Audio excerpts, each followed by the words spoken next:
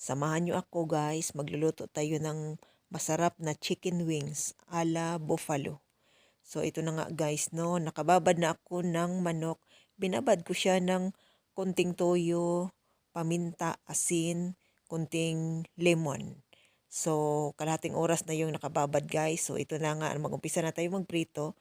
Ibudburan natin siya ng harina. At nakapag-init na rin tayo ng mantika. Kaya nga, mag-umpisa na tayong magprito. Baliktarin lang siya ng baliktarin guys hanggang sa maluto.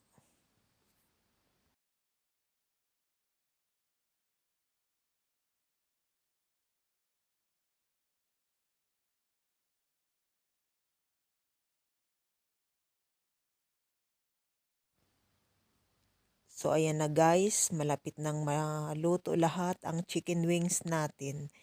So magwa tayo na isa pang kawali guys. Gagawa tayo ng sauce. Masarap ito na sauce guys. Dito sa kawali maglagay tayo ng ketchup, soy sauce, at saka sindihan natin siya ng maliit lang na apoy para hindi siya masunog. Dagdag rin tayo ng konting tubig.